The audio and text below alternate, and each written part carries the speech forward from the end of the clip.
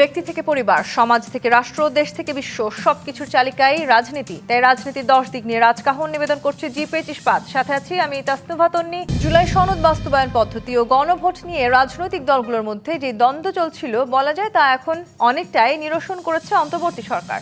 এখন অপেক্ষা শুধু সুষ্ঠু নির্বাচনের। অতীতে অনেক ভুলভ্রান্তি হয়েছে, সেখান থেকে শিক্ষা নিয়ে এবার জাতিকে বিশ্বাসযোগ্য নির্বাচন উপহার দেওয়ার আশ্বাস দিয়েছেন প্রধান নির্বাচন কমিশনার এএমএম নাসির উদ্দিন।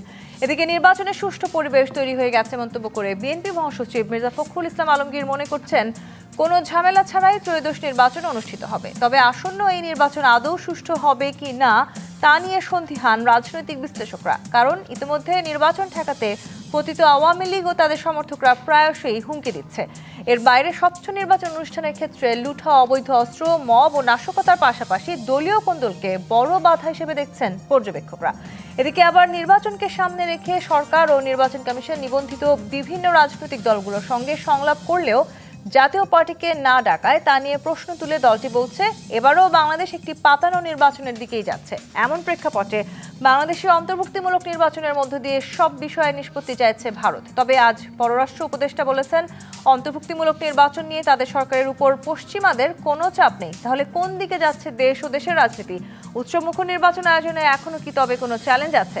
এই আলোচনায় আজ রাজকাহন স্টুডিওতে আছেন এবি পার্টির চেয়ারম্যান মুজিবুর রহমান মঞ্জু, আছেন জাতীয় পার্টির মহাসচিব ব্যারিস্টার শামীম হায়দার পাটোয়ারি এবং আমাদের সাথে যুক্ত হবেন বিএনপির আন্তর্জাতিক বিষয়ক সম্পাদক ব্যারিস্টার নাসির উদ্দিন অসীম। স্বাগত জানাচ্ছি আজকের রাজকাহনে। আমি আপনাকে দিয়ে শুরু করতে চাই ব্যারিস্টার শামীম হায়দার পাটোয়ারি। অংশগ্রহণ নির্বাচনমূলক নির্বাচন কিংবা নির্বাচন আসলে উৎসব মুখর করতে হবে এবং সেটি একটি বড় চ্যালেঞ্জ কিনা এবারের সামনের এই নির্বাচন কমিশনের কাছে, যদিও এই সরকার দাবি করছে ইতিহাসের সর্বশ্রেষ্ঠ নির্বাচন তারা উপহার দিতে যাচ্ছে। কি মনে করছেন, সামনে নির্বাচন উৎসব মুখর হবে নাকি যে তিনটি বাধার কথা আসলে রাজনৈতিক বিশ্লেষকরা বলছেন, অবৈধ অস্ত্র রয়েছে, নাশকতার এক ধরনের শঙ্কা রয়েছে, দলীয় কোন্দল রয়েছে, এগুলোই আসলে বড় হয়ে দেখা দেবে? দেখুন, আমরা ইতিহাসের সর্বশ্রেষ্ঠ ভোট শব্দটি মনে হয় বলেছিল ফ্যাবুলাস ইলেকশন। চিফ অ্যাডভাইজার বলেছিলেন তারা একটা ফ্যাবুলাস ইলেকশন চাচ্ছেন। আমি এই গতিতে দেশ আগালে ফ্যাবুলাস ইলেকশনের কোনো সম্ভাবনা দেখি না। ইতিহাসের নিকৃষ্টতম ভোটও হতে পারে এটা সামনে, নানা কারণে। তার মধ্যে একটি বড় কারণ হচ্ছে জাতীয় পার্টিকে সংলাপে ডাকা হয়নি, অর্থাৎ জাতীয় পার্টিকে ভোট করতে দেবে কিন্তু একটা কোয়াসি ব্যান দল হিসেবে রাখবে, সাইড লাইনে রাখবে, একটা প্রশাসনিক মেসেজ দিচ্ছে যে ওরা আমাদের পছন্দের দল না, চিফ অ্যাডভাইজার তাদেরকে পছন্দ করে না, নির্বাচন কমিশন ডাকেনি আমাদেরকে, নির্বাচন না ডাকার এক্সপ্লেনেশন দিয়েছে, ডাকলে কী হতো বলতে পারবো না, মানে মবের ভয়। নির্বাচন কমিশন ইতিমধ্যেই মবের ভয়ে জাতীয় পার্টিকে ডাকতে সাহস পেল না। Election commission, constitutional commission oath নিয়েছে যে তারা ইন্ডিপেন্ডেন্টলি কাজ করবে, সকল অর্গান তাদেরকে সহযোগিতা করবে, সংবিধানে বলা আছে, এবং তারা ডিফেন্ড করবে সংবিধানকে। সেই তারা একটা নিবন্ধিত বড় দলকে ডাকতে সাহস পেল না। তাহলে ভোটের দিন যখন আমাদের কোনো প্রার্থীকে মারা হবে, পিটানো হবে, পোলিং এজেন্ট বের করে, তখন কীভাবে নির্বাচন কমিশন সাহস দেখাবে? অর্থাৎ একটা দুর্বল নির্বাচন কমিশন এটা হয়ে গেছে অটোমেটিক্যালি বাই ডিফল্ট। এবং দুর্বল একটা প্রশাসনও এখন আছে, দুর্বল একটা পুলিশও আছে। এবং ভোটে স্বাভাবিকভাবেই যদি আওয়ামী লীগ না থাকে, একটা বড় দল ভোট থেকে আউট হয়ে গেল, আরও অনেকগুলো দল, দু চারটা দল মনে হয় ভোটে যাবে না। তাহলে একদিকে দুর্বল প্রশাসন, দুর্বল পুলিশ, দুর্বল ইলেকশন কমিশন, আরেকদিকে এখনও পলিটিক্যাল সমঝোতা হয়নি। সমঝোতাবিহীন একটি ভোট সামনে হতে যাচ্ছে, সেখানে সংঘাত তো অনিবার্য। জাতীয় পার্টি কেন মনে করছে সমঝোতা এখনো হয়নি পলিটিক্যালি? কারণ আপনারা আসলে সেই আলোচনাগুলোতে অংশগ্রহণ করেননি সে কারণে? না, এখন যদি আওয়ামী লীগ যেহেতু ব্যান আছে, আওয়ামী লীগ ভোটে অংশগ্রহণ করতে পারছে না। যদি আওয়ামী লীগ অংশগ্রহণ না করে, তারা প্রতিহত চেষ্টা করবে, এটাই অতীত ইতিহাস বলে। 14 সালেও জামাত বিএনপি ভোটটাকে প্রতিহত করার চেষ্টা করেছিল। তো তারা যদি প্রতিহত করার চেষ্টা করে, পুলিশ প্রশাসন মিলে সেটাকে এনাফ স্ট্রেংথ নাই এটাকে ঠেকানোর মতো, তখন স্বাভাবিকভাবেই পলিটিক্যালি দায়িত্বটা বিএনপি বা জামাতকেও একজন নিবে, যে এই আওয়ামী লীগের প্রতিহত করাটাকে প্রতিহত করা। তার মানে একটা ছোটোখাটো সিভিল ওয়ার, একটা লোকালাইজ সিভিল ওয়ার, একটা জেলাভিত্তিক, আসনভিত্তিক, কেন্দ্রভিত্তিক, পয়েন্টে পয়েন্টে কিছু সিভিল ওয়ারের মতো সিচুয়েশন হবে। অ্যান্ড স্বাভাবিকভাবেই যখন এই ঘটনাগুলো ঘটবে, তখন অনেকগুলো কনসিকুয়েন্স হতে পারে। তার মধ্যে একটা হচ্ছে ভোটকাস্টিং স্বাভাবিকভাবেই কম হয়ে যাবে। যখন একটা বড় দল থাকবে না, তখন স্বাভাবিকভাবেই কম হবে। এটা আওয়ামী লীগের আমলেও দেখা গেছে। কম হবে নাকি আসলে দীর্ঘদিন পর নির্বাচনে অংশগ্রহণ করতে পারার যে আনন্দ, সেই কারণেও অনেকটা এই নির্বাচন উৎসব মুখর হতে যাচ্ছে? একটা পুরো জেনারেশন দীর্ঘদিন ভোট প্রদান করতে পারেননি, তারাও আসলে নির্বাচনে অংশগ্রহণ করবেন? একটা জেনারেশন আছে অবশ্যই, বাট আরেকটা জেনারেশন আছে যারা কম্পিটিটিভনেস না হলে ভোট কেন্দ্রে যাবে না। মানে ভোটটা তো সবসময় আওয়ামী লীগ ভার্সেস বিএনপি হয়েছে, এবার আওয়ামী লীগ বা বিএনপি ভার্সেস জামাত হতে যাচ্ছে। তো এই মডেলটা তো কখনো আমরা দেখিনি, এই প্রথম এই মডেলের ভোট হচ্ছে।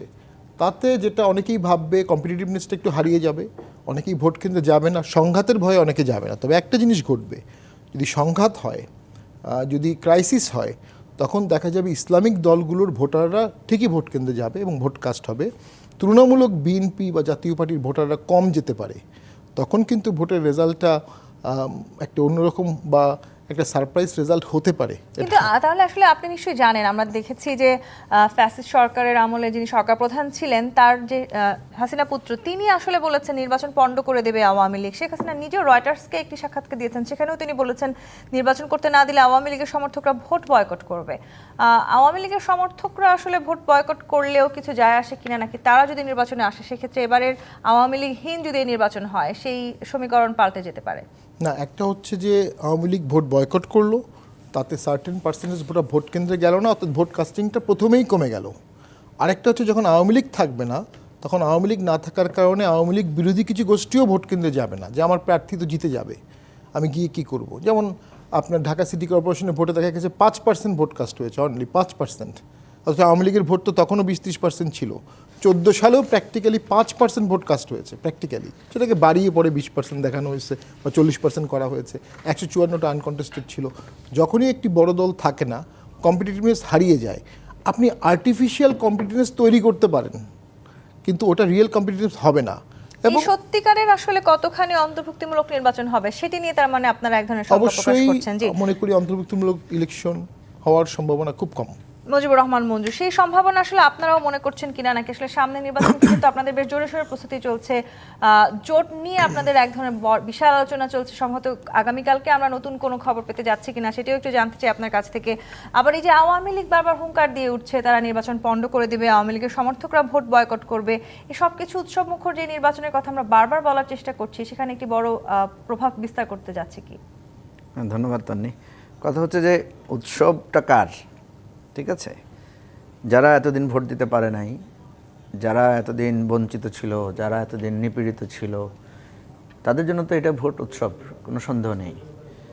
ধরুন যারা এতদিন নির্যাতন করেছে, যারা এতদিন জুলুম করেছে, যারা এতদিন বিনা ভোটের এমপি ছিল বা বিনা ভোটে আনন্দ উৎসব করেছে, তাদের জন্য তো এখন শোকের দিন। এটাই হওয়ার কথা। আমরা বলি না যে মানে চোরের 10 দিন আর গৃহস্থের 1 দিন। তো এখন তো গৃহস্থের আনন্দ উৎসবের সময় আসছে। চোরের তো এখন বেদনা থাকবে, তার কাছে আপনার ফ্যাকাশে থাকবে তার অবস্থা। এটার জন্য তো মানে গৃহস্থ দায়ী না। এখন দেখেন যেটা ব্যারিস্টার পাটোয়ারি বললেন যে পুলিশ দুর্বল, প্রশাসন দুর্বল, নির্বাচন কমিশন দুর্বল। হ্যাঁ, অ্যাপারেন্টলি আমাদের কাছে সেটা দুর্বল মনে হচ্ছে। দুর্বল হলো কেন? দুর্বল তো করে ফেলা হয়েছে। এতদিন করে করে 15টা বছরে সব প্রতিষ্ঠানগুলোকে ধ্বংস করে দেওয়া হয়েছে। এবার সরকার তো প্রশাসনকে বা পুলিশকে ঢেলে সাজানোর চেষ্টা করছে, তারা লটারির মাধ্যমে বদলিরও এক ধরনের নতুন অনেক কিছুই তো চেষ্টা করছে। কথা হচ্ছে যে আপনি যখন করোনায় সব কিছু যখন গ্রাস হয়ে গেছে, আপনার মানে আমরা কি করেছি তখন তো আস্তে আস্তে আস্তে আস্তে রাতারাতি তো করতে পারি নাই।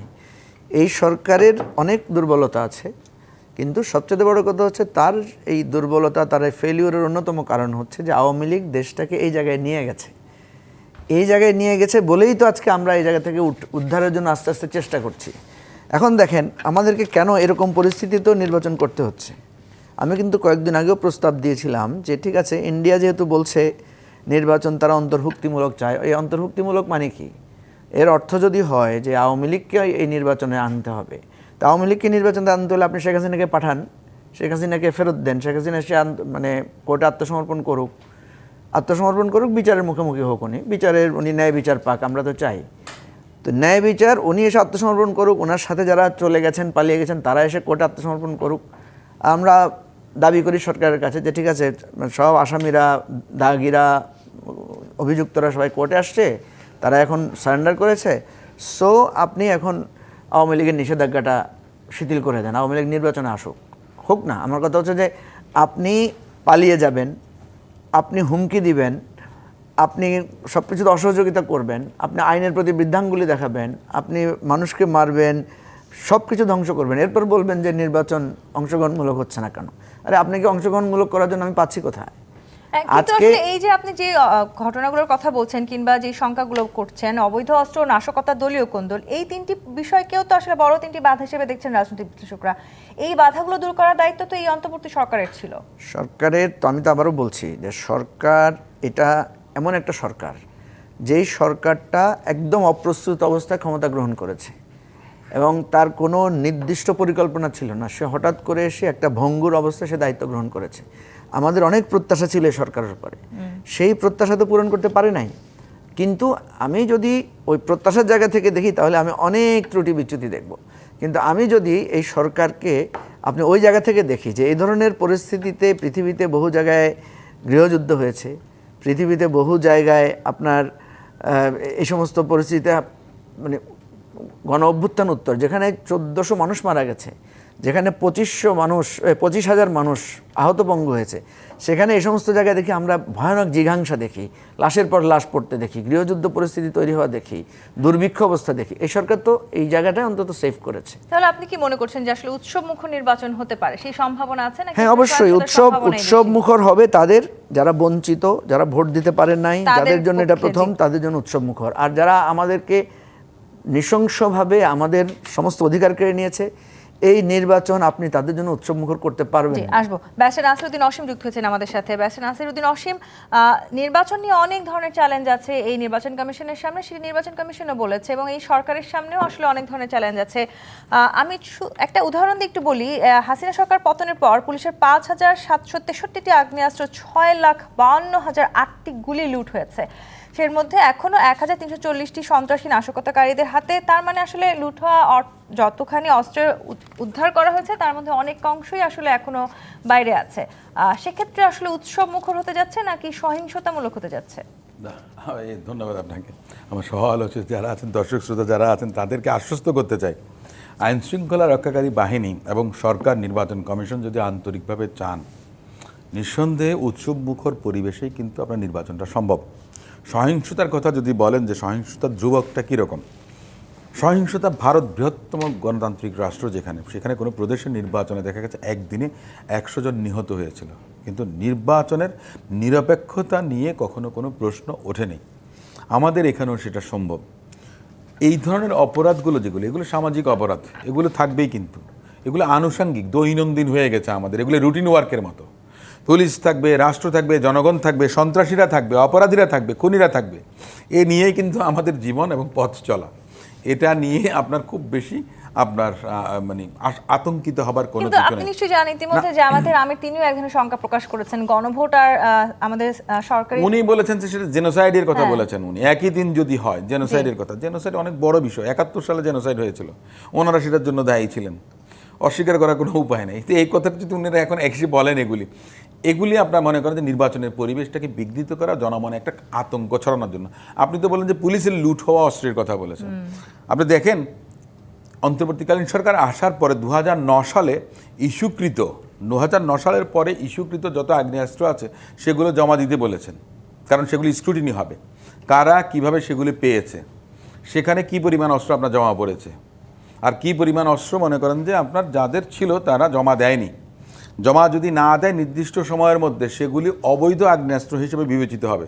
সেখানেও কিন্তু আপনার 20,000 50,000-এর উপরে আগ্নেয়াস্ত্র অবৈধ হিসেবে আছে। পুলিশের 1,000 তো খুব বেশি না তো। তার আগে যে 2009 সাল থেকে আওয়ামী লীগের ওয়ার্ডের নেতা, ফুটপাত লীগ, হকার লীগ, শ্রমিক লীগ বলেন, তাদের যে অস্ত্রগুলো আছে সেগুলোও তো উদ্ধার হয়নি। তারা তো আবার নতুন করে হুমকিও দিচ্ছে নির্বাচন পণ্ড করে দেওয়ার। তাহলে কি আসলে অনেক কিছু বলবেন। দেখেন, আওয়ামী লীগের নেত্রী কয়েকদিন আগে একটা কথা বলেছেন, কত বড় মিথ্যাবাদী। ওনার কথা কেউ শোনে না, আওয়ামী লীগের লোকরা বিশ্বাস করে না। আমি জানি না এটা কতটুকু সত্য, আমি জানি না। এখানে দুই প্রধান দলের শীর্ষ নেতা আছেন, আমি চুনাবুটি আমার দলের। আওয়ামী লীগ নেত্রী বললেন, আমি তো জানতাম না যে আমি দিল্লি আসবো, আমি তো জানতাম টুঙ্গিপাড়া যাবো। বাহ, গোপালগঞ্জে এয়ারপোর্ট আছে, আমি জানতাম না। ওনারে C-130 প্লেনে তোলা হইতেছে, উনি জানেন না যে উনি দেশের বাইরে দিল্লি যাবেন। উনি বললেন কি, আমি জানতাম যে টুঙ্গিপাড়া যাবেন, প্লেনে টুঙ্গিপাড়া যাওয়া যাবে। কত বড় প্রতারণা জাতির সঙ্গে এবং ওনার দলের কর্মীদের সঙ্গে।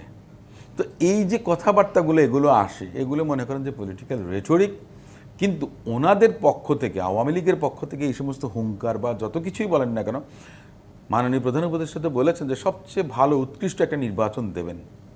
আপনার এর কিন্তু আগে শেখ হাসিনা তো হেলিকপ্টারে করে গিয়েছিলেন, সেই না উনি হেলিকপ্টারে যান নাই তো, নামতে না পারতো। না উনি হেলিকপ্টারে যান নাই, উনি C-130 প্লেনে গেছেন।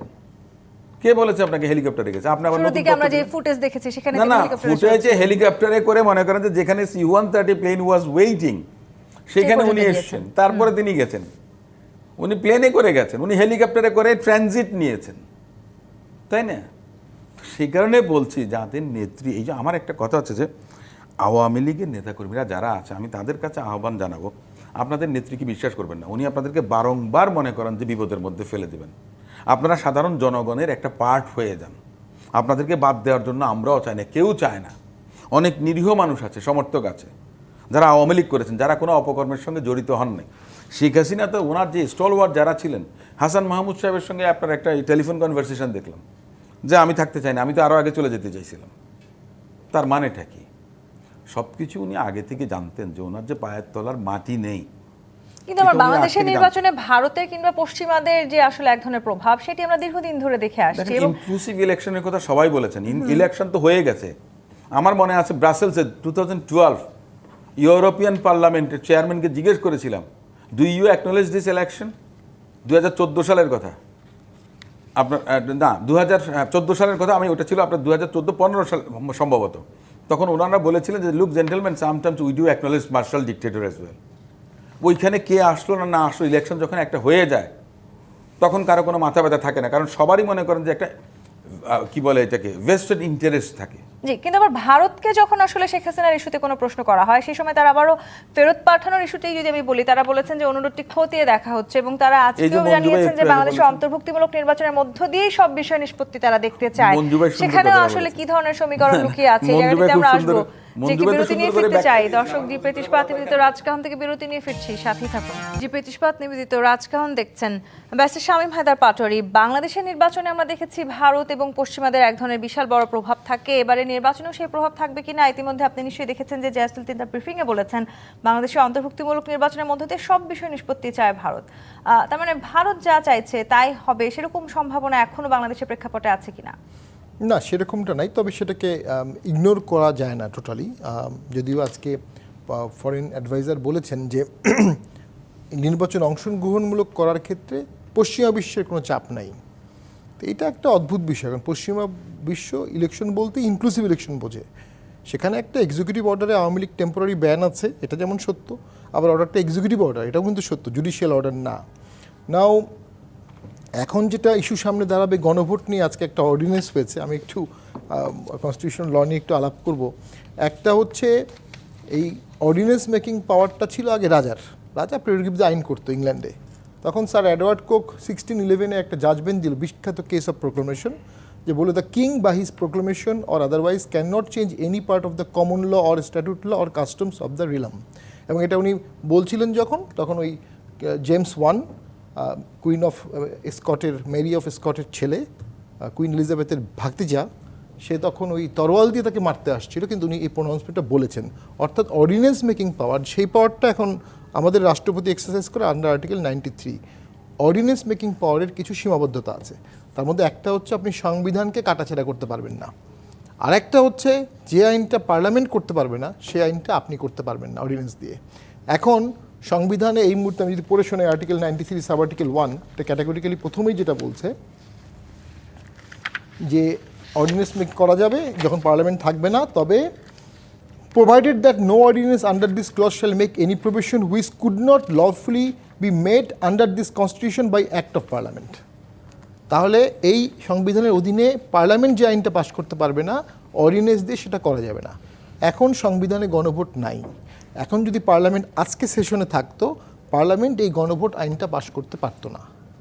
যদি পার্লামেন্ট না পারে, রাষ্ট্রপতিও অর্ডিন্যান্স দিয়ে পারবে না। জি, আবার ব্যারিস্টার শামীম, এমনটাও আলোচনা হচ্ছে যে আপনারা আসলে সামনে নির্বাচনে অংশগ্রহণ করতে পারছেন কি পারছেন না সেটি আপনারা নিশ্চিত নন, এই কারণে আপনারা নানানভাবে এই সরকারের দোষত্রুটিগুলো খুঁজে বের করার চেষ্টা করছেন। আমরা যে সংবিধান আছে, আমার সংবিধান যেটা আছে, যেটা সাসপেন্ডেড না, এই সরকার কিন্তু চাইলে সংবিধান সাসপেন্ড করতে পারতো, এবং 5 তারিখ সাসপেন্ড করলে কি যায় আসতো, কেউ কিছু বলতে পারতো না। 5 তারিখ গণপরিষদ করলেও কোনো প্রবলেম হতো না। কিন্তু এখন কিন্তু সংবিধান সাসপেন্ডেড না, সেই ক্ষেত্রে এই গণভোট অর্ডিন্যান্সটা আমি মনে করি সম্পূর্ণ ইললিগাল অ্যান্ড আনকনস্টিটিউশনাল। শুধু তাই না, ইলেকশন কমিশনার তারা শপথ নিয়েছে, শপথটা যদি পড়ে শোনাই, টু ডিফেন্ড প্রিজার্ভ কনস্টিটিউশন, কোনটা যেটা এখন আছে এই মুহূর্তে অ্যাজ অফ টুডে। যদি কনস্টিটিউশনে গণভোট না থাকে আর ইলেকশন কমিশনার গণভোট করায়, তাহলে তারা কনস্টিটিউশনের ভায়োলেশন করলেন প্র্যাকটিক্যালি এই মুহূর্তে। অন্যরা তো আছে, সবাই আছে, সবাই আছে। তো এটা একটা ক্রিটিক্যাল লিগাল ইস্যু। আপনি বিপ্লব দিয়ে অনেক কিছু জাস্টিফাইড করতে পারবেন, আবার আমাদের বিশেষ আর্টিকেল, পরিস্থিতি যেটি আমরা বলছি হ্যাঁ, এখন। এটা জাস্টিফাই না, করার বিশেষ একটা সীমাবদ্ধতা পরিস্থিতিতে আছে। এসে কিন্তু ওনারা অঙ্গীকার করেছেন, শপথ করেছেন যে এই সংবিধান ওনারা সংবিধানের হাত রেখেই তো শপথ করেছেন uphold তারা। করবেন। আর আর্টিকেল 7 বলছে সংবিধানের সাথে কন্ট্রাডিক্টরি কোনো ল হলে সেই লটা বাতিল হয়ে যাবে। তাহলে এই গণভোট অর্ডিন্যান্স এটাও কিন্তু সংবিধানের সাথে কন্ট্রাডিক্টরি। জুলাই সনদ বাস্তবায়ন অর্ডার এটাও সংবিধানের সাথে কন্ট্রাডিক্টরি, আনলেস ওই জুলাই সনদকে সংবিধানের উপরে আপনি স্থান দিয়ে দেন। জুলাই সনদকে আপনি কোন প্রক্রিয়ায় কিভাবে সংবিধানের উপরে দিবেন, যেখানে গণপরিষদ না, কারণ ঐক্যমত কমিশন কোনো সেই গণপরিষদ না, সম্ভাবনা আসলে কোনো কতখানি পার্লামেন্ট আছে, না। জি, সেটি নিয়ে এখানে আমি প্রশ্ন মনে আছে। করি একটা কনস্টিটিউশনাল জট লেগে গেছে। আই ডাউট গণভোট গণজোট হতে পারে। জি। এই আমি শেষ করে দিচ্ছি, জুলাই সনদের স্পিরিটটা, লেটারটা এবং থিমটা আমি 99% সাপোর্ট করি, কারণ ওই রিফর্মগুলো আমরাই বলেছিলাম, কিন্তু প্রক্রিয়াটা আমার কাছে মনে হচ্ছে একটু আনকনস্টিটিউশনাল এন্ড এলোমেলো হয়ে গেছে।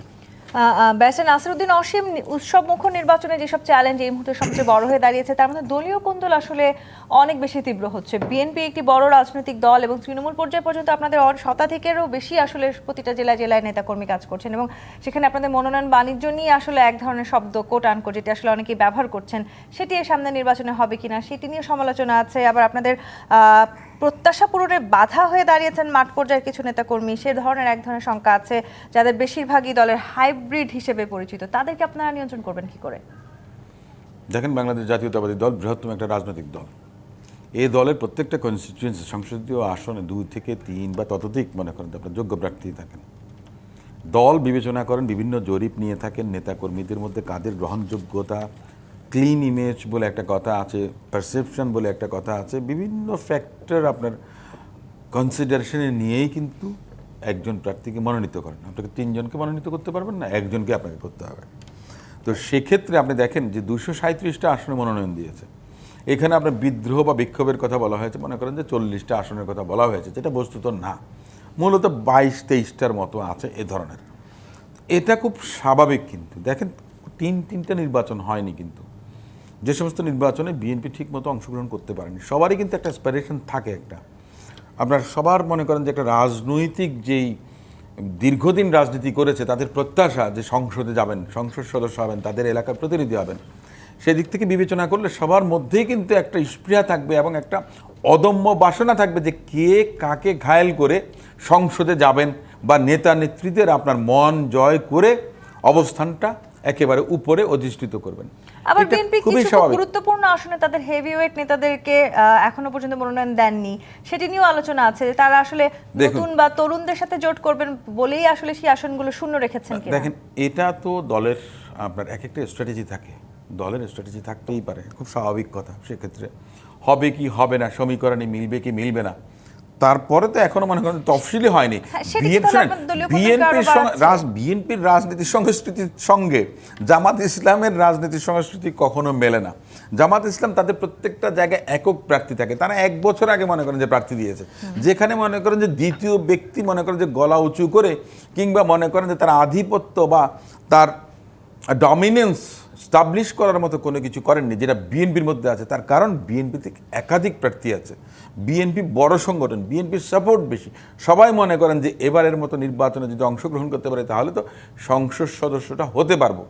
এখন কথাটা হচ্ছে যে রাজনৈতিক সমীকরণে এবং রাজনীতিতে শেষ বলে তো কোনো কিছু নেই।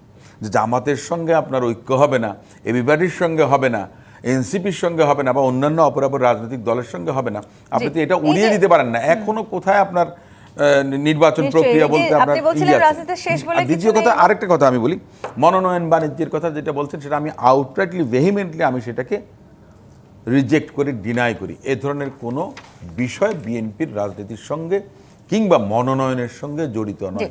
এটা হচ্ছে যে বিএনপির বিরুদ্ধে এক ধরনের বিএনপিকে মালাইন করার জন্য যারা অতীতেও বিএনপিকে ব্লেম করে এসেছেন তারা এটা করবেন, কারণ রাজনৈতিক আসবো আপনার ফায়দা কাছে, হাসিলের ব্যারিস্টার জন্য নাসিরুদ্দিন অনেকে এই অসীম। কাজটা করে জি, থাকে।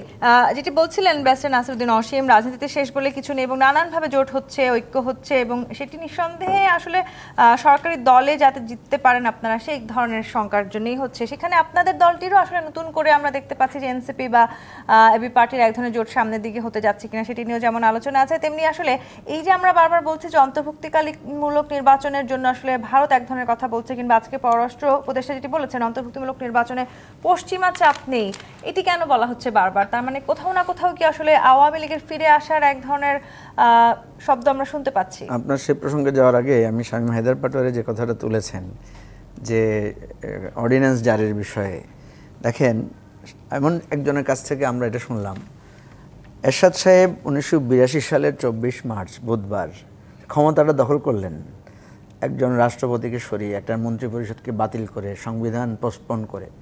উনি কি শপথ নিয়েছিলেন? উনি যখন সেনা প্রধান ছিলেন উনি কি শপথ, ওনার এখানে কি শপথ ভঙ্গ হয় নাই? দেখেন আজকে শামীম হায়দার পাটোয়ারি থেকে এই জ্ঞানটা নিতে হচ্ছে যে কোনটা সংবিধান বৈধ কি অবৈধ। কেন নিতে হচ্ছে? কারণ আজকে উনি ওই ধরনের একটা রাজনীতির উপর দাঁড়িয়ে এসে ওইটার বিপক্ষে বা ওইটার ব্যাপারে সংবিধানকে উনি এখানে রেফার করছেন। দেখেন একটা গণ অভ্যুত্থান সবসময় দেশের আইন বিধান সব কিছুকে পাল্টে দিয়েই কিন্তু গণ অভ্যুত্থান হয়, এবং গণ অভ্যুত্থান সেলফ এটা কিন্তু আপনি আইনের দৃষ্টিকোণ থেকে সংবিধানের দৃষ্টিকোণ থেকে কোথাও খুঁজে পাবেন না, এটা সংবিধানের উপরে। এখন এই জায়গাটা থেকে যখন আমরা আবার মানে রেগুলার প্রসেসে ফিরবো, এখানে আপনার অনেক ত্রুটি বিচ্যুতি আপনি ধরতে পারবেন। এটা নিয়মই হচ্ছে এটা যে এটা পরবর্তী পার্লামেন্টে গিয়ে প্রত্যেকটা জিনিসকে আবার আপনাকে পোস্ট এফেক্ট দিয়ে সেটাকে আস্তে আস্তে আস্তে আস্তে রিকভার করতে হবে, এটাই বিধান। আপনি যত এখন যেটা শামীম হায়দার পাটোয়ারি বারবারই এটাকে চ্যালেঞ্জ করবেন, কেন করবেন আমি আবারও বলেছি যে যেহেতু এখানে পার্টিশনটা পরিষ্কার, যেহেতু ওই যে ধরেন আমি যদি বলি একটা খেলা হলো না, ফাইনাল খেলায় উৎসব হয় না, তো যে টিম হেরে যায় সে কি উৎসবে অংশগ্রহণ করে? তার মনে কি শান্তি থাকে? তার চোখে কিন্তু ছলছল করে, সে নানাভাবে প্রশ্ন তোলে, খেলায় নানা ত্রুটি বিচ্যুতি ধরার চেষ্টা করে। তো শামীম হায়দার পাটোয়ারির কাজটা কিন্তু এইভাবেই হচ্ছে, ওনারা এই জায়গাটা করে যাচ্ছেন, ওনাদের মধ্যে রিয়েলাইজেশনটা হচ্ছে না যে ওনাদের কারণেই রাষ্ট্রটা, ওনাদের চেষ্টার কারণেই রাষ্ট্রটা আজকে এই জায়গায় এসেছে। এবং এই যে আপনি দেখেন না সংবিধানকে ভুলুণ্ঠিত করা, সংবিধানকে বাতিল করে দেওয়া, গণতন্ত্রকে ধ্বংস করা, এটা কিন্তু জাতীয় পার্টি ওয়ান অফ দি মানে মেইন অ্যাক্টর এই বাংলাদেশে এটা করার ক্ষেত্রে। এখন আসেন আপনি যেটা বলছেন জোট এবং ঐক্যের ব্যাপারে, আমরা একটা জোট করার চেষ্টা করছি এই পয়েন্ট অফ ভিউ থেকে যে আমরা মনে করছি বিএনপি এবং জামাতের যে রাজনীতিটা আমরা দেখতে পাচ্ছি, আমরা কিন্তু জুলাই সনদ নিয়ে খুব শঙ্কাগ্রস্ত। কারণ দেখছেন আপনি এক একজন এমনভাবে কথা বলছে, প্রশাসনকে ব্যবহার করার কথা বলছে, নির্বাচনে পুরাণ বন্দোবস্ত প্র্যাকটিসের কথা বলছে। ইভেন শুধু তাই না, আমরা এনসিপিকেও দেখেছি কখনো কখনো কম্পিটিশনে গিয়ে তাদের মধ্য দিয়েও কিন্তু পুরনো বন্দোবস্তের নানা মানে ছায়া আমরা দেখেছি। ফলে আমরা এই আলোচনাটা তুলেছি যে না, আমরা নতুন বন্দোবস্তটাকে এই জুলাইয়ের এত অভ্যুত্থানের জায়গাটাকে আমাদেরকে টিকিয়ে রাখতে হবে। আমরা যারা নতুন রাজনৈতিক দল, আমাদেরকে খুব হেয় করা হয় যে আপনাদের ভোট নাই, আপনাদেরকে কয়জন লোক সাপোর্ট করে, বিএনপির ভাস্ট অফ দি পপুলারিটি, জামাতের এত সংগঠন, এটা তো সত্য। বিএনপি তো একটা লম্বা সময় ধরে সে ফাইট করেছে তার পুরনো রাজনৈতিক দল, তাহলে নতুন রাজনৈতিক দলকে তো তার পায়ে দাঁড়িয়েই তো রাজনীতিটা করতে হবে। আমি যদি বিএনপির কাছে করুণার পাত্র হয়ে যায়, জামাতের কাছে করুণার পাত্র হয়ে যায়, তাহলে আমাদের রাজনীতিটা তো মাথা উঁচু করে দাঁড়াবে না। ঠিক একই কারণে যেহেতু ব্যারিস্টার শামীম হায়দার পাটোয়ারি আপনারা নির্বাচনে অংশগ্রহণ করতে পারছেন না, সেই কারণে যেমন নানান ত্রুটি বিচ্যুতি তুলে ধরার চেষ্টা করছেন, যে অভিযোগ করছিলেন মুজিবুর রহমান মঞ্জু, তেমনি যদি আপনারা এই নির্বাচনে অংশগ্রহণ করেন সামনের নির্বাচনে, তাহলে কি আসলে আপনাদের জন্য আবার সবকিছু উল্টে যাবে কিনা? এই প্রশ্নটা রেখে আমি একটা বিরতিতে যেতে চাই। জি25 নিবেদিত রাজখান থেকে আরেকটি বিরতি নিয়ে ফিরছি, সাথে থাকুন। জি25 নিবেদিত রাজখান দেখছেন। ব্যারিস্টার শামীম হায়দার পাটোয়ারি, আপনারা আসলে যে শঙ্কার কথা বারবার বলার চেষ্টা করছেন, যদি আসলে আপনারা নির্বাচনে অংশগ্রহণ করেন, যদিও আপনারা বলছেন যে এখনো জাতীয় পার্টি নিশ্চিত নয়, যদি নির্বাচনে অংশগ্রহণ করেন তাহলে কি আসলে সব কথা উল্টে যাবে? দেখুন, রাশেদ খান মেনন একজন খুব প্রতিষ্ঠা পার্লামেন্টারিয়ান এবং বাংলাদেশ ইতিহাসের পার্ট, যদিও অনেকেই তার বিতর্কিত ভূমিকা বলবে। উনি কিন্তু 18 সালের ভোটের পরে সংসদে দাঁড়িয়ে স্পষ্ট বলেছে যে এই ভোটে কী হয়েছে। ভোটে গিয়েছে এর মানেই যে ভোট শুদ্ধ হয়ে যাবে তা না, ভোটে না গেলেই যে বিশাল কিছু রাজনীতি দল তাও না। আমরা পরিস্থিতি অবজার্ভ করছি, সুষ্ঠু নির্বাচনের আশ্বাস পেলে, আশ্বাস দেখলে আমরা ভোটে যেতে পারি। যেখানে সম্ভাবনা কিন্তু- কতখানি কিন্তু আপনাদের আমরা- রাজনৈতিক দলের? হ্যাঁ, কিন্তু আমরা যদি দেখি আমাদেরকে হাত পা বেঁধে পুকুরে ফেলে দেওয়া হবে, অবশ্যই সেই ভোটে আমরা যাব না। এনিওয়ে, এটা এখনো ইয়েট টু সি। প্রতিদিন পট পরিবর্তন হবে, প্রতিদিন কেন মনে ঘটনা হচ্ছে ঘটবে। আপনাদের হাত পা বেঁধে পুকুরে ফেলে দেওয়া হবে? এই কারণ হচ্ছে আমি নিজেও ময়মনসিংহে মিটিং করতে গেছি, আগের দিন এনসিপি বা কয়েকটা ছেলে পেলে হুমকি দিয়েছে, প্রশাসন আমাদেরকে মিটিং করতে ডিসকারেজ করেছে, দেয়নি। কেরানীগঞ্জে গিয়েছি, ওসি সাহেব গিয়ে মিটিং হলে কমিউনিটি সেন্টার তালা দিয়ে আসছে। দিনাজপুরে গেছি, আগের দিন করতে দেবে না। কেন? একটা পার্টি গণ অধিকার পরিষদ বা এনসিপি হুমকি দেয়, পুরো প্রশাসন আমাদেরকে ডিস্টার্ব করে দেয়। আমাদের মিটিংয়ের সামনে সাউন্ড গ্রেনেড মারা হলো শান্তিপূর্ণ মিটিংয়ে। তো এটাতে বোঝাই যাচ্ছে প্রশাসন কী চাচ্ছে। তো এটা কি হাত পা পেতে ভোটে যাওয়া? ভোট যেতে পারবা কিন্তু ভোট চাইতে পারবা না, মিটিং করতে পারবা না, মিছিল করতে পারবা না। এটা হচ্ছে স্ট্র্যাটেজি। এরশাদ স্যার অবশ্যই সাদা কাগজে ক্ষমতা নিয়েছিলেন, এটা অ্যাডমিটেড ফ্যাক্ট। এরশাদ স্যার প্রথম ব্যক্তি না যিনি বাংলাদেশে সাদা কাগজে ক্ষমতা নিয়েছেন। এর আগে সায়েম সাহেবের কাছ থেকে একই রকম কাগজ জিয়াউর রহমান নিয়েছিলেন। তার আগে 4 তারিখে খালিদ মোশাররফ নিয়েছিলেন, 7 তারিখে তাহের সাহেব নিয়েছিলেন। তার আগে যে খন্দকার মোশাররফ নিলেন, খন্দকার মোশতাক, উনিও ওইভাবেই নিয়েছিলেন। এরশাদ স্যার মানে 5th ফেজে গিয়ে স্যার নিয়েছেন। তাহলে আপনারা যখন যেটি করছেন তখন সেটি আসলে সাংবিধানিক, আপনাদের বাইরে গিয়ে যখন কেউ করছে সেটি আমি সেটি বলছি, তখন আপনার প্রশ্নের তখন মার্শাল ল বৈধ ছিল, তখন মার্শাল ল সংবিধান স্বীকৃত ছিল, পাকিস্তানের ট্রেডিশন থেকে স্টেট ভার্সেস 10 থেকে শুরু করে মুজিবুর রহমান হালিমা মঞ্জু। খাতুন পর্যন্ত আমি বলছি। কিন্তু এখন তো আর এক্সট্রা কনস্টিটিউশনাল কোনো কিছু বৈধ নাই। তাহলে সামনে নির্বাচন নিয়েও তো প্রশ্ন উঠতে পারে, সেই সম্ভাবনার কথাই তো তাহলে ব্যারিস্টার স্বামী বলছেন। না, মার্শাল্লাহ বৈধ থাকলে তাহলে এরশাদ সাহেব আবার গণতন্ত্রে ফিরে আসলেন কেন? তাহলে মার্শাল্লাহ দিয়ে তো চালান না কেন উনি? কথা হচ্ছে, এই কথাগুলো হচ্ছে কুযুক্তি। আমি বারবারও বলছি, এই যে আমাদের রাজনীতির জায়গাটা, যে আমি আমার পক্ষেরটাকে কোনো না কোনোভাবে জাস্টিফাই করার চেষ্টা করব। দেখেন, আমাদের রাজনীতিতে অনেক সংঘাত, অনেক তর্ক বিতর্ক আমরা করেছি। সমাধানের জায়গাটা কি? সমাধানের জায়গাটা আমি আবারও বলি যে এই সংঘাত, এই প্রতিশোধ পরায়ণতা, এক গ্রুপ চলে যাবে, এক গ্রুপ থাকবে, এক গ্রুপ মিটিং করবে, আর গ্রুপ মিটিং করতে পারবে না, এটাই তো আমরা দেখেছি। এই যে জাতীয় পার্টি এখন যে কষ্টের কথাটা বলছে না, এই কষ্ট তো 15 বছর ধরে বিএনপি, জামাত, অন্যান্য দল বলে এসেছে। কিন্তু জাতীয় পার্টি কিন্তু খুব আরামে মিটিং করেছে। তখন জাতীয় পার্টির কাছে এটা মনে হয় নাই যে এই সরকার যারা অন্যকে মিটিং করতে দিচ্ছে না, যারা অন্যের অফিস বন্ধ করে দিয়েছে, যারা অন্য দলকে নিষিদ্ধ করে দিয়েছে, এই সরকারের সাথে সহযোগী হওয়া যাবে না, এটা কিন্তু তাদের কাছে মনে হয় নাই।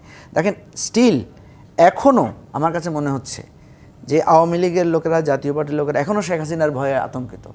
আপনি দেখেন, এই যে জিএম কাদের সাহেব এবং আমি যদি শামীম হায়দার পাটোয়ারির কথা বলি, ওনারা শেষ পর্যন্ত শেখ হাসিনার ভয়ে কিন্তু ওনারা ইলেকশনে পার্টিসিপেট করেছে। আমি নিজেও সাক্ষী। ওনারা বলেছেন যে আমাদের দলটা ভেঙে দিবে, আমাদেরকে জেলে ঢুকিয়ে ফেলবে। তো ভাই, আমাদেরকেও তো জেলে ঢুকিয়েছে। তো আমরা তো ওই ভয়কে উপেক্ষা করেছি। আপনারা যদি ওই ভয়টা উপেক্ষা করতেন, আজকে আপনি খুব দোর্দণ্ড প্রতাপে নির্বাচন করতে পারতেন। তা আপনি যেটা আপনার জন্য বপন করবেন, সেই ফলটা আপনি নেবেন না। সারা জীবন এসে মুখস্থ করে এসেছেন, ভাব সম্প্রসারণ লিখেছেন, as you sow so will you reap. সেটা আপনি এখন উল্টে ফেলতে চান কেন? আপনার কৃতকর্মের ফলটা শুধু আপনি একা ভোগ করছেন, আমরাও ভোগ করছি। আপনার মিছিলে যখন হামলা হয়, আমরা সেটার জন্য সহমর্মিতা জানাতে পারছি না। সহমর্মিতা জানাতে পারছি না কেন? কারণ আপনিই আমার সহমর্মিতার পথটা বন্ধ করে দিয়েছেন। আপনার অফিসে যখন অন্যরা এসে আপনাকে বাধা দেয়, আমি যে আপনার ওই গণতান্ত্রিক অধিকারের কথা বলবো, সেই পথটা আপনি রুদ্ধ করে দিয়েছেন। কারণ আপনি আমার গণতান্ত্রিক অধিকারের জন্য কথা বলেন নাই। এখন আমি আপনার জন্য বলতে গেলে সবাই বলবে যে তুমি ওদের জন্য মায়া কান্না করছো, তুমি তাদের জন্য করছো। এই জায়গাটাই তো আমরা শেষ করতে চাই। তো শেষ করার জন্য আপনি এখন ইউনূস সরকারের উপর এসে ঘাট দিয়ে সেটা নিতে চান কেন? আপনি তো ইউনূস সরকারকে হেল্প করছেন না। আপনারা যদি এই সরকারকে হেল্প করতেন, আপনারা যদি নিজেদের কৃতকর্মের ভুল স্বীকার করে এসে বলতেন যে হ্যাঁ, আমাদেরকে শাস্তি দেওয়া হোক, আমাদের কৃতকর্মের জন্য আমরা শাস্তি চাই, তাইলে মানুষ আপনাদের প্রতি মনে করতো যে হ্যাঁ, আপনারা সেটা করেছেন। আপনারা কি বলেছেন সেটা? আপনারা বলছেন যে ভারতের ভয়ে ভারতের কথা বলা যাবে না। আপনারা এসে বলছেন ভারতের সাথে কি আলাপ হয়েছে সেটা এখানে বলা যাবে না। আসলে বাংলাদেশের নির্বাচন অনেকটাই ভারত দ্বারা নিয়ন্ত্রিত হচ্ছে বলে কি মনে করেন? এই সরকারের সময়ও ব্যারিস্টার নাসিরউদ্দিন অসীম, জাতীয় নির্বাচনের আসলে যে অংশগ্রহণমূলকের কথা আসলে ভারতের পক্ষ থেকে বারবার বলা হচ্ছে, সেটি যদি না হয়, অর্থাৎ আমি যদি বলতে চাই জাতীয় পার্টি যদি এই নির্বাচনে অংশগ্রহণ না করে, কিংবা তারা হয়তো যেটি ইঙ্গিত দিচ্ছে আওয়ামী লীগ যদি সামনে নির্বাচনে অংশগ্রহণ না করে, সেক্ষেত্রে সেই নির্বাচন নিয়ে তারা নতুন করে আসলে প্রশ্নবিদ্ধ করার সুযোগ থাকছে কিনা? উৎসব মুখর যে নির্বাচন আমরা দেখতে চাই, সেখানে হিতে বিপরীত হতে যাচ্ছে কিনা? দেখুন, একটা বিষয় আছে যে ভারত আগে যেটা করেছিল, যখন আওয়ামী লীগ ক্ষমতায় ছিল, তখন অন্য কেউ নির্বাচনে অংশগ্রহণ করুক বা না করুক, তাতে তাদের কোনো লুক আউট ছিল না। এমনকি দেখেন যে এরশাদ সাহেব যখন বেঁচে ছিলেন 2014 সালের নির্বাচনে ভারতের পররাষ্ট্র সচিব সুজাতা সিং তিনি এসে কিন্তু ওনাকে এক ধরনের ধমক দেয়া বা যে ধরনের প্রেশার ক্রিয়েট করা যে আওয়ামী লীগের সঙ্গে নির্বাচন করতে হবে, সেখানে অন্য কেউ আসুক বা না আসুক তখন তাদের লুকআউট ছিল না। তাহলে এখন হঠাৎ করে কেন তাদের আপনার যে ইনক্লুসিভ ইলেকশনের কথা তাদের মাথার মধ্যে আসলো? এর মধ্যে কোনো একটা দুর্বিসন্ধি থাকতে পারে। আরেকটা জিনিস, এটা হয়তো তাদের মনের কথা না, কারণ তাদের কে ইলেকশন করলো না না করলো তাদের পারপাস বা স্বার্থটা যারা দেখতে পারবে, এনশোর করতে পারবে, তারা তাদের সঙ্গেই থাকবে। এটা হচ্ছে যে একটা মনস্তাত্ত্বিক প্রেশার ক্রিয়েট করা। যেমন তারা ধরে নিচ্ছে যে হয়তো বা বিএনপি বৃহত্তম রাজনৈতিক দল, বিএনপি হয়তো বা ক্ষমতায় আসবে, অথবা ইনক্লুসিভ ইলেকশনের কথা বলে বিএনপিকে মনস্তাত্ত্বিকভাবে দুর্বল রেখে তারা তাদের যেইটুকু দরকার স্বার্থ সংশ্লিষ্ট, যেমন আপনার সেসেশনিস্ট মুভমেন্ট যেটা আছে, সেভেন সিস্টার্সের কথা বলেন আপনি, আপনার যে টেরোরিস্ট যেগুলো তাদের যে সমস্ত স্টেটগুলিতে আছে, অন্যদের মানে বাংলাদেশের সয়েল যেন অন্যদের আপনার ট্রানজিট হিসেবে ইউজ না হয়। আবার কিছু আছে যে বাণিজ্যিক বলেন, তারপরে বিগত সরকারের সময় ফেসিস্টের সময় যে সমস্ত সুযোগ সুবিধা তাদেরকে দেওয়া হয়েছে সেটা যেন তারা কন্টিনিউ করতে পারে, কিংবা নতুন নতুন কোনো কিছু আছে সেগুলো আদায় করা। ওখানে আওয়ামী লীগকে নির্বাচন করতে হবে বা ইনক্লুসিভ হতে হবে, এইটা ভারতের লুকআউট না, ভারতের সাইকোলজির সঙ্গে এটা যায় না। ভারতের নিজের স্বার্থটা বোঝে, ভারত আওয়ামী লীগের স্বার্থ বোঝে না, বিএনপিরও স্বার্থ বোঝে না। হ্যাঁ, বেটার ফুটিং বা বেটার পজিশনে আছে যে তাদের সবচেয়ে পরীক্ষিত বন্ধু দীর্ঘ অনেক বছরের, সেটা আওয়ামী লীগ, এ ব্যাপারে কোনো সন্দেহ নেই। কিন্তু আওয়ামী লীগ যখন শুনেন মেনকা চিপে পড়ে গেছে, ভারত তাকে রেস্কিউ করার জন্য আসবে না। যেটা করছে যে ইনক্লুসিভ ইলেকশনের কথা বলে যে যারা আগামীতে ক্ষমতায় আসবে তাদের উপরে এক ধরনের প্রেশার ক্রিয়েট করা, কিংবা তাদের সমর্থনটা তারা রেসিপ্রোকাল একটা কি বলে এটাকে, ট্যারিফ যেটাই হোক, মানে সব কিছু ট্যারিফ বলেন, এই যে সয়েল যেন অন্যরা টেররিস্টরা ইউজ করতে না পারেন, এই যে চায়না আছে, পাকিস্তান আছে, অন্যদের সঙ্গে মাখামাখি করিও না, তুমি আমার সঙ্গে থাকো, আমি তোমার সঙ্গে থাকবো, এটাই হচ্ছে যে ভারতের মূল। একদম 10 সেকেন্ড আপনার কাছে একটা উত্তর নিতে চাই। বিএনপি উৎসবমুখর নির্বাচনের সম্ভাবনা কতখানি দেখছে এই মুহূর্তে? আমি নিঃসন্দেহে, আমি অবশ্যই দেখি। আপনার যখন নির্বাচনের, আমরা তো নির্বাচনের ট্রেনে উঠে গেছি, আপনি দেখেন না তফসিলটা ঘোষণা হোক তারপরে দেখেন। আর আমরা যে আশঙ্কাটা করি যে অবৈধ অস্ত্র আছে, তারপরে আপনার প্রতিক্রিয়াশীল কিংবা অন্যান্য যে সমস্ত কোয়ার্টার যারা আছে নির্বাচন প্রতিহত করতে চায় বা পতিত স্বৈরাচারের যারা আছেন তারা এগুলি করবেন, তারা তো তাদের নেত্রীর ফাঁসির আদেশ হয়েছে রাস্তায় একজন এসে মনে করেন যে আত্মাহুতি দিতে পারেন, তারা কিভাবে আপনার নির্বাচনকে বাধাগ্রস্ত করবে। সময় দেওয়ার জন্য দর্শক, আজকের মতো বিদায় নিচ্ছি। জিপি ইস্পাত নিমিত্ত রাজকাহন থেকে ফিরবো আগামীকাল রাত 10টায় নতুন রাজকাহন নিয়ে। ডিবিসির সঙ্গেই থাকুন।